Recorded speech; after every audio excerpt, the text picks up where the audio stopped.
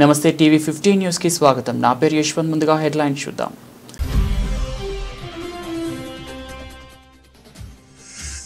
అంతరిక్ష రంగంలో ప్రైవేట్ రంగానికి ప్రధాని మోదీ కొత్త లక్ష్యాలు. రాబోయే 5 ఏళ్లలో 5 యూనికార్న్లు సృష్టించాలని పిలుపు.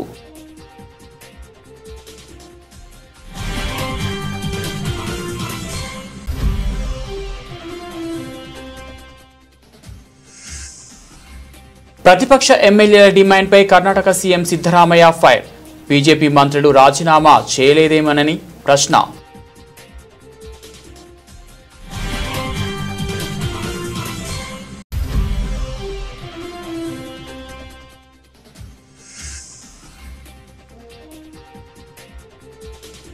అనిల్ అంబానీకి బిగుస్తున్న ఉచ్చు. రంగంలోకి దిగిన సిబిఐ.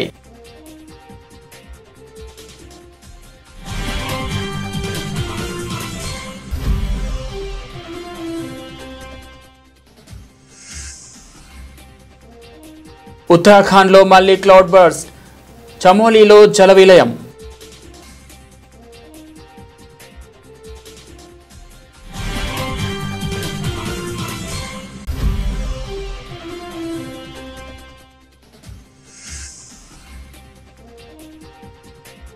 రేపు మా ప్రభుత్వం వచ్చాక వాళ్ళని వదిలిపెట్టే ప్రసక్తే లేదు, హెచ్చరించిన బీఆర్ఎస్ మాజీ ఎమ్మెల్యే మరి జనార్దన్ రెడ్డి.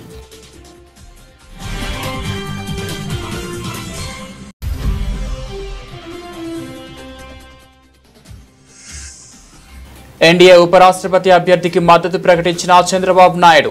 ఎన్డీఏ ఉపరాష్ట్రపతి అభ్యర్థిగా సిపి రాధాకృష్ణన్ను ఎంపిక.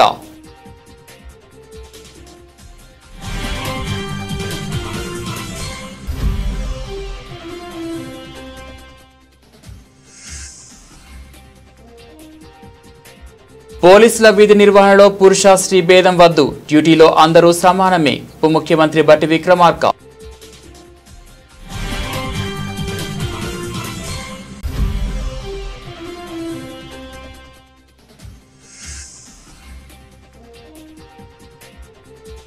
సహస్రను చంపింది పక్కింటి బాలుడే, బ్యాట్ కోసమే మర్డర్.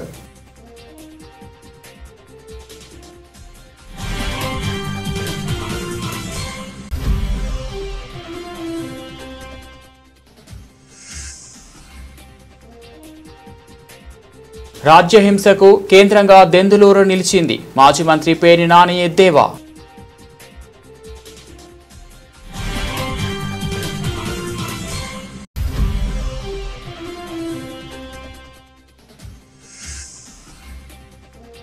హుస్నాబాద్ నియోజకవర్గంలో మంత్రి పొన్నం ప్రభాకర్ పర్యటన. శ్రీ రేణుకా ఎల్లమ్మ అమ్మవారిని దర్శించుకొని ప్రత్యేక పూజలు చేసిన మంత్రి.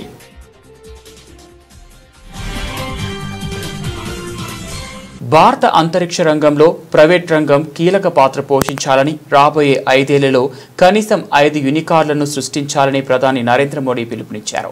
ప్రస్తుతం ఏడాదికి 5గా ఉన్న రాకెట్ ప్రయోగాల సంఖ్యను 50కి పెంచే దిశగా కృషి చేయాలని ఆయన సూచించారు. శనివారం జాతీయ అంతరిక్ష దినోత్సవం సందర్భంగా ప్రధాని వర్చువల్ విధానంలో దేశ ప్రజలను ఉద్దేశించి ప్రసంగించారు. గత 11 ఏళ్లలో అంతరిక్ష రంగంలో భారత్ సాధించిన విజయాలను ప్రధాని కొనియాడారు. భారత అంతరిక్ష ప్రయాణం మన శాస్త్రవేత్తల ప్రతిభ, నూతన ఆవిష్కరణలకు నిదర్శనమని ఆయన అన్నారు. ఒకప్పుడు నిబంధనలతో వెనుకబడిన అంతరిక్ష రంగానికి తమ ప్రభుత్వం ప్రైవేట్ భాగస్వామ్యం కల్పించడం ఒక వరంగా మారిందని, ఇది వరుస విజయాలకు కారణమైందని మోదీ వివరించారు. ప్రభుత్వ సంస్కరణల ఫలితంగానే ఈ రంగంలో 350కి పైగా స్టార్టప్లు వచ్చాయని తెలిపారు. అంతరిక్ష సాంకేతికత ఇప్పుడు ప్రభుత్వ పరిపాలనలోనూ భాగమైందని ప్రధాని మోదీ పేర్కొన్నారు. स्पेस स्टार्टअप से कहूंगा, क्या हम स्पेस सेक्टर में अगले 5 वर्षों में 5 यूनिकॉर्न खड़े कर सकते हैं? अभी हम भारत की धरती से साल में 5-6 बड़े लॉन्च देखते हैं. मैं चाहूंगा कि प्राइवेट सेक्टर आगे आए और अगले 5 साल में हम उस स्थिति में पहुंचे कि हर साल 50 रॉकेट लॉन्च कर पाए, हर सप्ताह एक. इसके लिए देश को जिन नेक्स्ट जन रिफॉर्म की जरूरत है वो करने का सरकार का इरादा भी है और इच्छा शक्ति। బెంగళూరు చిన్నస్వామి స్టేడియంలో జరిగిన తొక్కిసలాట ఘటన అంశం కర్ణాటక అసెంబ్లీని కుదిపేసింది. ఈ ఏడాది జూన్ 4న జరిగిన ఈ దురదృష్టకర ఘటనలో 11 మంది చనిపోయిన విషయం తెలిసిందే. ఈ ప్రమాదానికి నైతిక బాధ్యత వహిస్తూ ముఖ్యమంత్రి సిద్ధరామయ్య తన పదవికి రాజీనామా చేయాలని ప్రతిపక్ష బీజేపీ ఎమ్మెల్యేలు డిమాండ్ చేశారు. ఈ డిమాండ్పై సిద్ధరామయ్య స్పందిస్తూ బీజేపీ పాలిత రాష్ట్రాల్లో ఇలాంటి ప్రమాదాలు జరిగినప్పుడు అక్కడి ముఖ్యమంత్రులు రాజీనామా చేయలేదేమని ప్రశ్నించారు. 2008 హిమాచల్ ప్రదేశ్లోనైనా నైనాదేవి ఆలయంలో తొక్కిసలాట జరిగి 162 మంది భక్తులు ప్రాణాలు కోల్పోయారని, అప్పుడు కూడా ఆ రాష్ట్రాన్ని పాలించిన బీజేపీ సీఎం ప్రేమ్ కుమార్ ధుమాల్ కూడా రాజీనామా చేయలేదని గుర్తు చేశారు. ఓవైపు మహమ్మారి వేగంగా వ్యాపిస్తున్న సమయంలో విజయోత్సవాల పేరుతో భారీగా జనం గుమికూడినా ఎవరూ నైతిక బాధ్యత వహించలేదని కర్ణాటక సీఎం సిద్ధరామయ్య తీవ్రంగా మండిపడ్డారు. బీజేపీ పాలిత రాష్ట్రాల్లో ఎంతటి ఘోరం జరిగినా ఎవరూ నైతిక బాధ్యత వహించారు. బీజేపీ సీఎంలు మంత్రులు రాజీనామా చేయరు, కానీ కాంగ్రెస్ పాలిత రాష్ట్రాల ముఖ్యమంత్రులు మాత్రం రాజీనామా చేయాలని అదే బీజేపీ నేతలు డిమాండ్ చేస్తారంటూ సిద్ధరామయ్య ఎద్దేవా చేశారు. ప్రముఖ పారిశ్రామికవేత్త అనిల్ అంబానీకి కష్టాలు మరింత పెరుగుతున్నాయి. ఎన్ఫోర్స్మెంట్ డైరెక్టరేట్ విచారణ ఎదుర్కొన్న కొన్ని రోజులకే ఇప్పుడు సెంట్రల్ బ్యూరో ఆఫ్ ఇన్వెస్టిగేషన్ రంగంలోకి దిగింది. రిలయన్స్ కమ్యూనికేషన్స్ దాని ప్రమోటర్కు సంబంధించిన కార్యాలయాలపై శనివారం సిబిఐ అధికారులు దాడులు నిర్వహించారు. స్టేట్ బ్యాంక్ ఆఫ్ ఇండియాకు సుమారు 200 కోట్లకు పైగా నష్టం కలిగించినట్లు ఆరోపణలు ఎదుర్కొంటున్న ఓ రుణం మోసం కేసుకు సంబంధించి ఈ సోదాలు జరిగాయి. ముంబైలోని పలు ప్రాంతాల్లో ఏకకాలంలో ఈ దాడులు నిర్వహించినట్లు సిబిఐ వర్గాలు వెల్లడించారు. రిజర్వ్ బ్యాంక్ ఆఫ్ ఇండియా మార్గదర్శకాల ప్రకారం జూన్ 13నే ఆర్కామ్ అనిల్ అంబానీ ఖాతాలను ఎస్బీఐ ఫ్రాడ్గా వర్గీకరించింది. తీసుకున్న రుణాలను దుర్వినియోగం చేశారని, నిధులను పలు గ్రూప్ కంపెనీలకు అక్రమంగా మళ్లించారని బ్యాంకు గుర్తించింది. తాము జారీ చేసిన షోకాజ్ నోటీసులకు ఆర్కామ్ ఇచ్చిన సమాధానాలు సంతృప్తికరంగా లేవని ఎస్బీఐ స్పష్టం చేసింది. ఆర్బీఐ నిబంధనల ప్రకారం ఒక ఖాతాను ఫ్రాడ్గా గుర్తించిన 21 రోజుల్లోగా దర్యాప్తు సంస్థలకు ఫిర్యాదు చేయాల్సి ఉంటుంది. ఇదిలా ఉండగా కొన్ని రోజుల క్రితమే అనిల్ అంబానీని ఈడీ అధికారులు దాదాపు 9 గంటల పాటు విచారించారు. సుమారు 17,000 కోట్ల రుణమోసం కేసుకు సంబంధించి మనీ లాండరింగ్ కోణంలో ఈ విచారణ జరిగింది. ఈ కేసులో తన ప్రమేయమేమీ లేదని, అన్ని ఆర్థిక నిర్ణయాలు కంపెనీ బోర్డు తీసుకుంటుందని, తాను కేవలం సంతకాలు మాత్రమే చేశానని అంబానీ చెప్పినట్లు సమాచారం. ఈడీ దాడుల్లో కీలక పత్రాలు, హార్డ్ డ్రైవ్లను అధికారులు స్వాధీనం చేసుకున్నారు. ఇప్పుడు సిబిఐ కూడా దాడులు చేయడంతో అనిల్ అంబానీ చుట్టూ ఉచ్చు మరింత బిగుసుకుంటోంది. ఉత్తరాఖండ్లోని చమోలి జిల్లాలో గత రాత్రి మేఘ విస్ఫోటనం పెను విషాదాన్ని నింపింది. ఆకస్మిక వరదలు, భారీగా కొట్టుకొచ్చిన బురద, శిథిలాల కారణంగా జిల్లా అతలాకుతలమైంది. ఈ ఘటనలో ఓ బాలిక శిథిలాల కింద చిక్కుకొని మృతి చెందినట్లు అనుమానిస్తుండగా మరొక వ్యక్తి గల్లంతయ్యాడు. చమోలి జిల్లాలోని తరాలి ప్రాంతంలో ఈ విపత్తు సంభవించింది. భారీ వర్షం కారణంగా తరాలి మార్కెట్, కోట్దీప్ తహసీల్ కాంప్లెక్స్ సహా పలు ప్రాంతాలు జలమయమయ్యాయి. ఇళ్లు, ఎస్టీఎం నివాసంతో పాటు అనేక భవనాల్లోకి బురద నీరు పోటెత్తింది. తహసీల్దార్ కార్యాలయ ప్రాంగణంలో నిలిపి ఉంచిన అనేక వాహనాలు శిథిలాల కింద కూరుకుపోయాయి. పట్టణంలోని వీధులన్నీ చెరువులను తలపించాయి. సమీపంలోని సగ్వారా గ్రామంలో ఓ బాలిక శిథిలాల కింద చిక్కుకుపోవడంతో స్థానికంగా తీవ్ర భయాందోళనలు నెలకొన్నాయి. వరద ఉధృతికి ప్రజలు ఇళ్ల నుంచి బయటకు పరుగులు తీశారు. చెప్టాన్ మార్కెట్లోనూ కొన్ని దుకాణాలు దెబ్బతిన్నాయి. ఇక్కడే మరొక వ్యక్తి గల్లంతైనట్లు సమాచారం. ఈ ఘటనపై ఉత్తరాఖండ్ ముఖ్యమంత్రి పుష్కర్ సింగ్ ధామీ తీవ్ర దిగ్భ్రాంతి వ్యక్తం చేశారు. సహాయక చర్యలను నిరంతరం పర్యవేక్షిస్తున్నట్లు తెలిపారు. చమోలి జిల్లా తరాలి ప్రాంతాలలో మేఘ విస్ఫోటనం గురించి విషాదకరమైన వార్త అందింది. జిల్లా యంత్రాంగం, ఎస్డీఆర్ఎఫ్ పోలీసులు సంఘటనా స్థలానికి చేరుకొని సహాయక చర్యలు చేపట్టారు. నేను అధికారులతో నిరంతరం సంప్రదింపులు జరుపుతూ పరిస్థితిని వ్యక్తిగతంగా పర్యవేక్షిస్తున్నాను. అందరూ క్షేమంగా ఉండాలని భగవంతుడిని ప్రార్థిస్తున్నాను అని ఆయన ఎక్స్ వేదికగా పేర్కొన్నారు. తెలంగాణ పౌరుషం ఉన్నోళ్ళం, గాజులు పెట్టుకొని కూర్చోలేదు. తెలంగాణ ఉద్యమం సమయంలోనే బీఆర్ఎస్ నాయకులపై, కార్యకర్తలపై ఎన్నో కేసులు పెట్టారు. ఇప్పుడు ఈ కేసులకు భయపడేది లేదు. నాగర్ కర్నూలు జిల్లాలోని కొంతమంది పోలీసులు కాంగ్రెస్ పార్టీకి తొత్తులుగా పనిచేస్తున్నారు. రేపు మా ప్రభుత్వం వచ్చాక వాళ్ళని వదిలిపెట్టే ప్రసక్తే లేదని బీఆర్ఎస్ మాజీ ఎమ్మెల్యే మర్రి జనార్దన్ రెడ్డి మండిపడ్డారు. సార్ మా మీద కేసులు అవుతున్నాయి. ఇలా చాలా మంది ఉద్యమకారులు ఉన్నారు.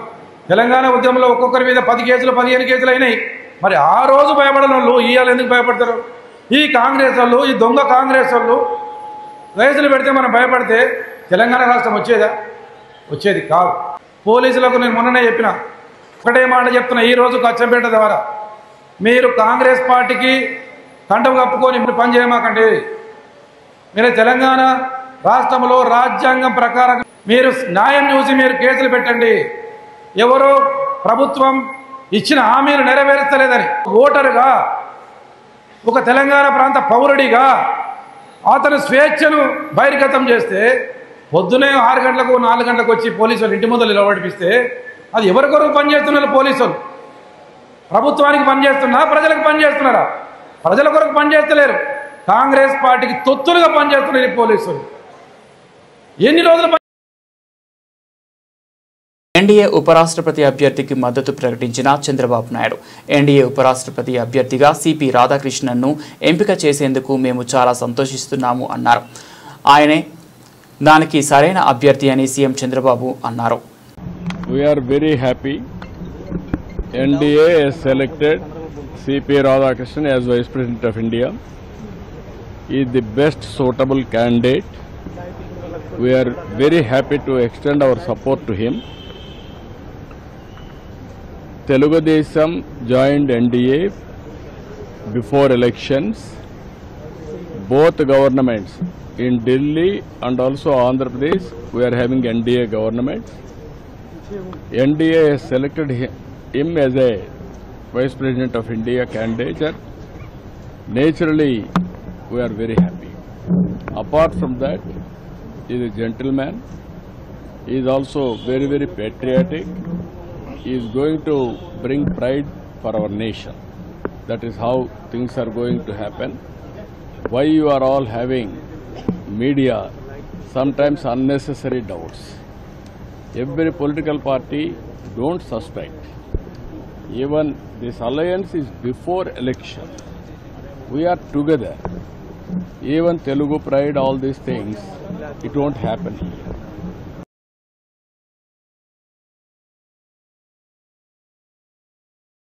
మహిళా పోలీసుల సంక్షేమానికి ప్రభుత్వం కట్టుబడి ఉందని డిప్యూటీ సీఎం బట్టి విక్రమార్క చెప్పారు. వీరి సంక్షేమం కోసం చేసే సిఫారసులను అమలు చేసేందుకు సిద్ధంగా ఉన్నామని తెలిపారు. మహిళా పోలీసులలో మహిళ అనే పదాన్ని తొలగించాలన్న సిఫార్సును మంచి ఆలోచనని ఈ సిఫార్సుతో ఏకీభవిస్తున్నానని వెల్లడించారు.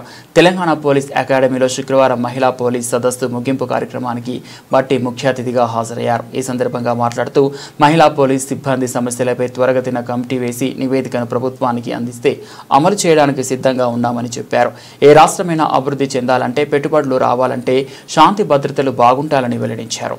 ఈ 3 రోజులు ఇక్కడి సీనియర్ అధికారులతో 3 టీములతో రాష్ట్రంలో పోలీస్ డిపార్ట్మెంట్ తో పాటు ఫారెస్ట్ డిపార్ట్మెంట్ లో కూడా పనిచేస్తున్నటువంటి మహిళల సమస్యల గురించి చక్కగా ఆలోచన చేసి వాటన్నిటిని అధిగమించడానికి కొన్ని రికమెండేషన్స్ ఇచ్చారు. అందులో మొదటిది నాకు బాగా నచ్చింది. Women constable, women SI, women SP ఏంటి, constable is a constable, SI is SI.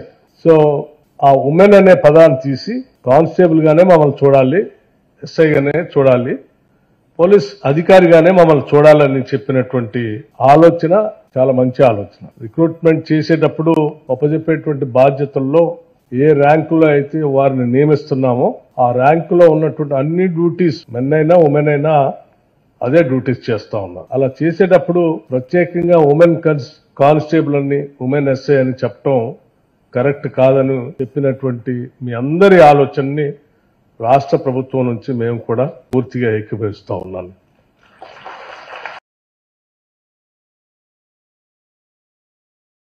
సహస్ర హత్య అనంతరం అనుమానంతో బాలుడిని పోలీసులు అదుపులోకి తీసుకున్నారు. వయసు 15 ఏళ్లు అయినప్పటికీ విచారణలో మాత్రం అతడు క్రిమినల్ ఇంటెలిజెంట్లా వ్యవహరించి పోలీసులను తప్పుదోవ పట్టించాడని సైబరాబాద్ సిపి మహంతి వెల్లడించాడు. ఆధారాలు లేకుండా హత్య చేసి పోలీసులను ముప్పుతిప్పటు పెట్టిన బాలుడు చివరికి ఓ సాఫ్ట్వేర్ ఇంజనీర్ సమాచారంలో అడ్డంగా దొరికిపోయాడు. సీసీటీవీ ఫుటేజీల ఆధారంగా సాఫ్ట్వేర్ ఇంజనీర్ను విచారించగా హత్య జరిగిన రోజున ఓ బాలుడు గోడ దూకి అపార్ట్మెంట్లోకి రావడాన్ని గమనించినట్లు వాంగ్మూలం ఇచ్చాడు. ఈ దిశలో పోలీసులు దర్యాప్తు చేయగా బాలుడే హంతకుడనే స్పష్టమైంది. అనంతరం బాలుడు సహస్రను హత్య చేసినట్లు అంగీకరించాడు. క్రికెట్ బ్యాట్ కొనుక్కోవాలని బాలిక ఇంటికి చోరీ కోసం వెళ్లానని, తర్వాత కత్తితో ఆమెను హత్య చేసి ఇంటికొచ్చి కత్తిని శుభ్రంగా కడిగానని ఒప్పుకున్నాడు. టీషర్ట్కు రక్తపు మరకలు అంటడంతో వాషింగ్ మెషిన్లో వేశానని చెప్పాడు. క్రైమ్ మూవీస్ చూసే అలవాటు ఉందని, దొంగతనం చేయడం తప్పించుకోవడంపై ఆన్లైన్లో సెర్చ్ చేశానని వెల్లడించాడు. చోరీకి 2 రోజుల ముందే బాలుడు ప్లాన్ వేసుకున్నాడు. అలాగే చోరీలు, హత్యల గురించి బాలుడు రాసుకున్న పుస్తకాన్ని, హత్యకు ఉపయోగించిన కత్తిని పోలీసులు స్వాధీనం చేసుకున్నారు. ప్రస్తుతం బాలుడిని జువెనల్ హోంకు తరలించారు. సహస్ర తండ్రి మీడియాతో మాట్లాడుతూ తన కూతుర్ని చంపిన బాలుడికి ఉరిశిక్ష విధించాలని విజ్ఞప్తి చేశాడు. అతడికి ఏమాత్రం భయం, పశ్చాత్తాపం లేవని, పెద్దవాళ్ల తరహాలో హత్యకు పాల్పడినందుకు కఠినంగా శిక్షించాలని డిమాండ్ చేశారు. కాగా నిందితుడి తల్లి సెక్యూరిటీ సూపర్వైజర్గా పనిచేస్తుండగా తండ్రి ఏ పని చేయడం లేదు. అతడికి 2 అక్కలు ఉన్నారు. నేబరింగ్ ఇల్లులో ఉన్న ఒక 14-year-old అబ్బాయి he was found to have committed ఆ మర్డర్ని. బేసికలీ ఆయన ఏం చేశాడంటే వాళ్ళ ఇల్లు దగ్గర ఉంటుంది. సో వీళ్ళ టెర్రస్ నుంచి వాళ్ళ టెర్రస్ వరకు విదౌట్ ఎనీ ప్రాబ్లం వెళ్ళిపోవచ్చు, దూకి వెళ్ళిపోవచ్చు. సో ఆయన ప్రకారం ఆయన దూకేసి అక్కడ వెళ్ళి ఒక క్రికెట్ బ్యాట్, వాళ్ళ ఇంట్లో ఒక క్రికెట్ బ్యాట్ ఉంటుంది, ఆ క్రికెట్ బ్యాట్ దొంగతనం చేయడం అని, అది ఆయన దగ్గర పెట్టుకోవడం అని అనుకొని వెళ్ళాడు. సో అది వెళ్తప్పుడు అక్కడ అది బ్యాట్ తీసుకొని బయటకు వస్తప్పుడు ఆ పాప హ్యాస్ సీన్ హిమ్. చూసినాక వెంటనే అరిచింది. అరుస్తే ఈయన భయపడి ఇమీడియట్లీ ఆమెకి అక్కడ ఇంట్లో బెడ్రూమ్లో తోసేసి అక్కడ ఆయన దగ్గర ఉన్న ఆయన ఒక నైఫ్ పట్టుకు వెళ్ళాడు. సో ఆ నైఫ్తో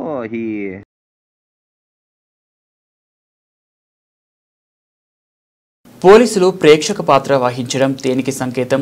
డీఐజీ నుంచి హోంగార్డ్ దాకా ఉద్యోగంలోని ఎంతో సంకల్పంతో వచ్చి ఉంటారు పోలీసులు. రాష్ట్రంలో రౌడీ మూకలు, గూండాల పీచ మణచడానికి కృషి చేయాలి మీరు. 5 ఏళ్ల పాటు ఉండే రూపాంతరం చెందిన ఒక రౌడీ చేతిలో కీలుబొమ్మలుగా మారడం దారుణం. 30 ఏళ్ల క్రితం రాయలసీమలో ఇలాంటి పరిస్థితులు చూశాం. పోలీసులను రక్షణ కవచంగా వాడుకొని బరితెగించి పట్టపగలే ఆకృత్యాలు చేస్తున్నారు. వ్యవసాయానికి, కాయా కష్టానికి నిదర్శనంగా ఉంది దెందులూరు. బరికి తెగింపుకి, రౌడీజానికి పోలీసు వ్యవస్థను దిగజార్చడానికి దెందులూరు మారుపేరుగా మారుతుంది. అధికారంలోకి ఎక్కించిన జనం నిన్ను కింద పడేసి కాళ్లతో తొక్కడం ఎంతసేపని మాజీ మంత్రి పేర్ని నాని ఆరోపించారు. వ్యవసాయ ఆధారంగా మట్టిని నమ్ముకున్నటువంటి మనుషులు తప్పితే మరొకరికి అవకాశం లేనటువంటి దెందులూరు ప్రాంతం ఇవాళ రౌడీజానికి, కిరాయికి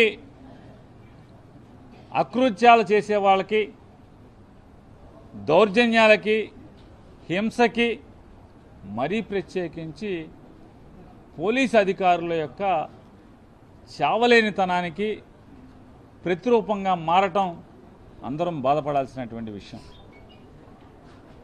ఎందుకంటున్నానంటే వైఎస్ఆర్ కాంగ్రెస్ పార్టీకి సంబంధించినటువంటి నియోజకవర్గాన్ని వైఎస్ఆర్ కాంగ్రెస్ పార్టీ నాయకత్వం వహిస్తున్నటువంటి మాజీ శాసనసభ్యుడు ఆయన ఇంటికి ఆయన వెళ్ళలేకపోవటం, ఆయన ఇంటికి తెలుగుదేశం పార్టీ వాళ్ళు వచ్చి ఇంట్లోకి దూరటం,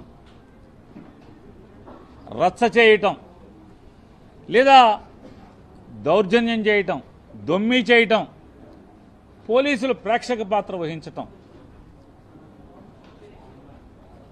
దీన్ని ఏమంటారో ఒకసారి చెప్పాలి. నిజంగా ఈ జిల్లా డీఐజీ గారు కానీ లేదా ఎస్పీ గారు కానీ. హుస్నాబాద్ నియోజకవర్గంలో మంత్రి పొన్నం ప్రభాకర్ పర్యటన. హుస్నాబాద్ శ్రీ రేణుకా ఎల్లమ్మ అమ్మవారిని దర్శించుకొని ప్రత్యేక పూజలు చేసిన మంత్రి పొన్నం ప్రభాకర్ అనంతరం ఆలయ ఈవో కిషన్ రావు ఇతర అధికారులతో కలిసి ఆయన ఆలయ ఆవరణలో పెండింగ్ పనుల పురోగతిపై అడిగి తెలుసుకున్నారు. అమ్మవారి ఆలయం వద్దకు వచ్చే భక్తులకు ఇలాంటి ఇబ్బందులు కలగకుండా చర్యలు తీసుకోవాలని దేవాలయ అధికారులను ఆదేశించారు. అనంతరం హుస్నాబాద్ ఎల్లమ్మ చెరువు సుందరీకరణ అభివృద్ధి పనులు పరిశీలించారు. సుందరీకరణ పనులు వేగవంతం చేయాలని ఆదేశించారు. చారిత్రాత్మకమైనటువంటి ఎల్లమ్మ గుడి కానీ ఎల్లమ్మ చెరువు అభివృద్ధి చేయడం ద్వారా హుస్నాబాద్ నగరంకి సంబంధించి హుస్నాబాద్ నియోజకవర్గానికి సంబంధించి కొంత మార్పు తీసుకొచ్చే ప్రయత్నంలో భాగంగా కార్యక్రమం కొనసాగుతోంది. దీనికి దాదాపు 17 కోట్ల రూపాయలతోటి హుస్నాబాద్ ఎల్లమ్మ చెరువు ఆధునీకరణ సుందరీకరణ జరుగుతోంది. బతుకమ్మ పండుగ దసరా వరకు కొంత పురోగతి సాధించాలనే దాని మీద సమీక్ష చేసినాం. కాంట్రాక్టర్లు, అధికారులు, మున్సిపల్ కమిషనర్లు అందరితోటి. అదేవిధంగా ఇక్కడ భవిష్యత్తు లోపల ఒక మంచి టూరిస్ట్ హబ్గా మారే విధంగా కప్పగుట్ట కానీ ఒక హరిత హోటల్ తేవడం ద్వారా కానీ చెరువును అన్ని రకాల అభివృద్ధి చేసి వాటర్ స్పోర్ట్స్కి సంబంధించిన విధంగా కొంత డెవలప్మెంట్ చేయాలన్న ఆలోచనతో ఉన్నాం. తప్పకుండా ఎల్లమ్మ చెరువు ఒక చాలా అమరావతిని లేపడానికి పొన్నూరును ముంచేశారంటూ అంబటి చేసిన ఆరోపణలు నీటి మూటలు, నీటి మాటలని తేలిపోయాయి. గుంటూరు ఛానల్ హెడ్ రెగ్యులేటర్ మూసి ఉందా, తెరిచి ఉందా అంటే సమాధానం లేదు. చేబ్రోలు, తాడికొండ, మంగళగిరి, పెదకాకాని మండలాల్లో 200 నుంచి 300 మిల్లీమీటర్ల వర్షపాతం నమోదు విషయం తెలుసా అంటే సమాధానం లేదు. పొన్నూరు పైనే కాదు, ప్రకాశం బ్యారేజ్ గేట్లు పనిచేయడం లేదు. బెజవాడ మునిగిపోతుంది, కాపర్ డ్యాం కొట్టుకుపోతుంది, తుంగభద్ర గేట్లు లేవడం లేదంటూ నిత్యం అబద్ధాలు, అసత్యాలే వైసీపీ ప్రచారం. వైసీపీ మీడియా, సోషల్ మీడియా ప్రజలలో భయాందోళనలు, అనుమానాలు రేకెత్తించడం, అశాంతిని సృష్టించడం లక్ష్యంగా పనిచేస్తున్నాయి. నేతి బీరకాయలో నెయ్యి ఉండదన్నట్లుగానే వైసీపీ నేతల మాటల్లో నిజాయితీ కూడా ఉండదని వైసీపీ నేతల దుష్ప్రచారంపై మంత్రి నిమ్మల రామానాయుడు మండిపడ్డారు. అమరావతిని లేపడానికి కొండవీటి వాగు వరదంతా కూడా పొన్నూరు వైపు తరలించి పొన్నూరుని ముంచేశారని వైసీపీ నాయకుడు అంబటి మురళీకృష్ణ గారు చేసినటువంటి అసత్యమైన ఆరోపణల మీద నీటిపారుదల శాఖ అధికారులు పోలీస్ స్టేషన్ లో ఫిర్యాదు చేస్తే నిన్న ఆ యొక్క పోలీస్ శాఖ దర్యాప్తులో అంబటి మురళీకృష్ణ గారు నీళ్లు నములుతూ ఆ యొక్క సమాధానాలు చెప్పలేనటువంటి పరిస్థితి చూస్తే ఆయనవన్నీ కూడా నీటి మూటలు, నీటి మాటలే అని అందరికీ అర్థమైనటువంటి పరిస్థితి. కొండవీటి వాగుకు సంబంధించినటువంటి వరద నీటిని కేడబ్ల్యూ కాలువలోకి వదలడం మీరు చూసారా అంటే సమాధానం లేనిటువంటి పరిస్థితి. గుంటూరు ఛానల్ హెడ్ రెగ్యులేటర్ తెరిచి ఉందా, మూసి ఉందా అంటే దానికి సమాధానం లేనిటువంటి పరిస్థితి. కొండవీటి వాగుకు సంబంధించినటువంటి వరద నీరుని కాలువల్లోకి వదలడం మీరు చూసారా, చూస్తే ఇరిగేషన్ అధికారులకు తెలియజేశారా అంటే దానికి సమాధానం లేనిటువంటి పరిస్థితి. పెదకాకాని, చేబ్రోలు, మంగళగిరి, తాడికొండలు యూరియాపై కాంగ్రెస్ సర్కార్ నిర్లక్ష్యం రైతుల ప్రాణాల మీదకు తెస్తోంది.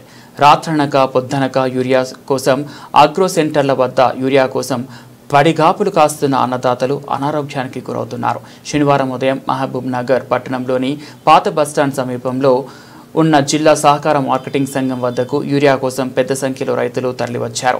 ఈ క్రమంలో ఓ రైతుకు ఫిట్స్ రావడంతో పడిపోయారు. ఆ సమయంలో అక్కడే ఉన్న మాజీ మంత్రి శ్రీనివాస్ గౌడ్ 108 అంబులెన్స్కు సమాచారం అందించారు. స్వయంగా ఆ రైతును అంబులెన్స్లోకి ఎక్కించారు.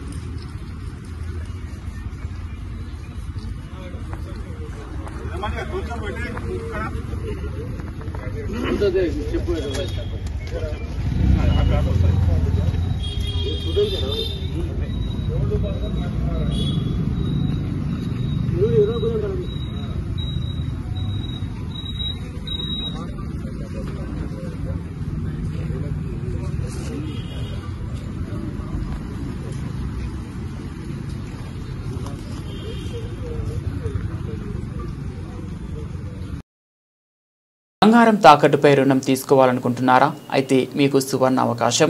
ప్రభుత్వ, ప్రైవేట్ బ్యాంకులు గోల్డ్ లోన్లు ఇచ్చే ఆర్థిక సేవల సంస్థలు కేవలం తక్కువ రుణం మంజూరు చేస్తున్నాయి. కానీ ప్రైవేట్ రంగ ఆర్థిక సేవల సంస్థ అయిన సౌత్ ఇండియన్ బ్యాంక్ మాత్రం తాకట్టు పెట్టిన పుత్తడి విలువలో 90% రుణం మంజూరు చేయనున్నట్లు శుక్రవారం ప్రకటించింది. ఇందుకోసం బ్యాంక్ ఎస్ఐబి గోల్డ్ ఎక్స్ప్రెస్ పేరుతో ప్రత్యేక స్కీమ్ను అందుబాటులోకి తీసుకొచ్చింది.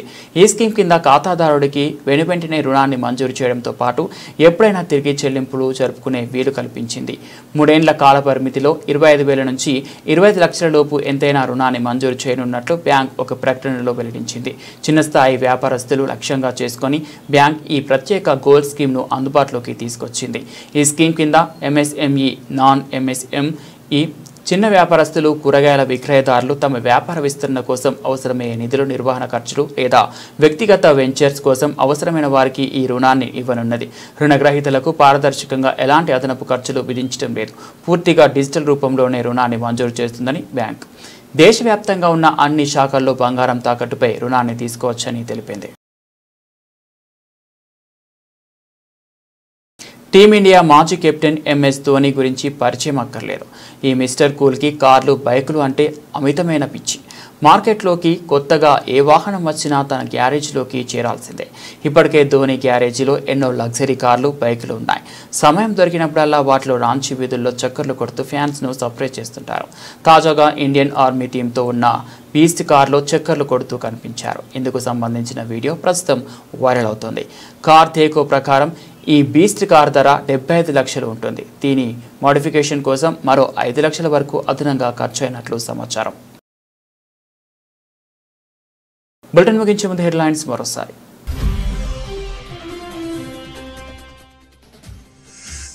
అంతరిక్ష రంగంలో ప్రైవేట్ రంగానికి ప్రధాని మోదీ కొత్త లక్ష్యాలు. రాబోయే 5 ఏళ్లలో 5 యూనికార్న్లు సృష్టించాలని పిలుపు.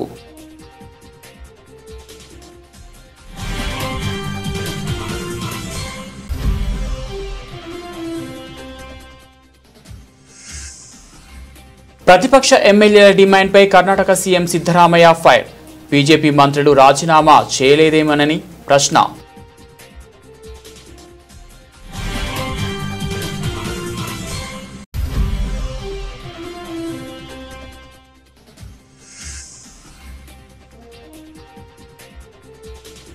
అనిల్ అంబానీకి బిగుస్తున్న ఉచ్చు. రంగంలోకి దిగిన సిబిఐ.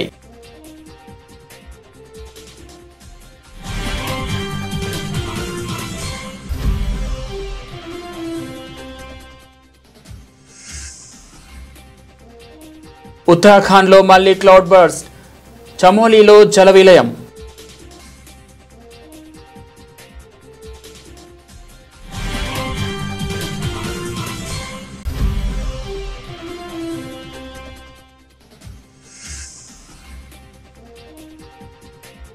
రేపు మా ప్రభుత్వం వచ్చాక వాళ్ళని వదిలిపెట్టే ప్రసక్తే లేదు, హెచ్చరించిన బీఆర్ఎస్ మాజీ ఎమ్మెల్యే మరి జనార్దన్ రెడ్డి.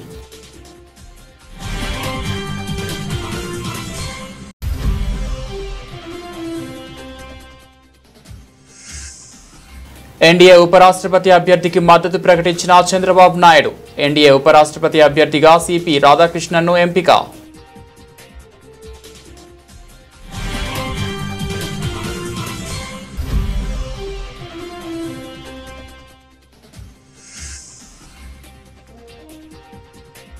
పోలీసుల విధి నిర్వహణలో పురుష స్త్రీ భేదం వద్దు, డ్యూటీలో అందరూ సమానమే, ఉప ముఖ్యమంత్రి బట్టి విక్రమార్క.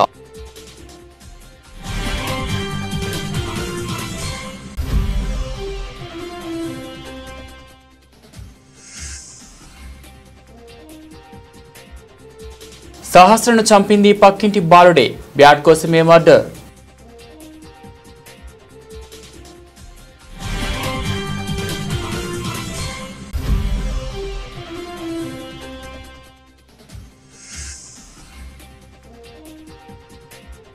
రాజ్యహింసకు కేంద్రంగా దెందులూరు నిలిచింది, మాజీ మంత్రి పేర్ని నాని ఎద్దేవా.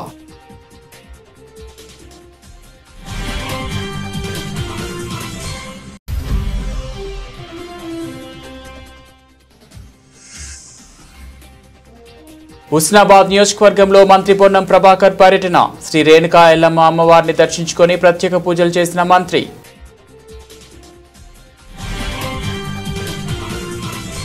ఇవి బులెటిన్ అప్డేట్స్. మరో బులెటిన్లో మళ్ళీ కలుద్దాం.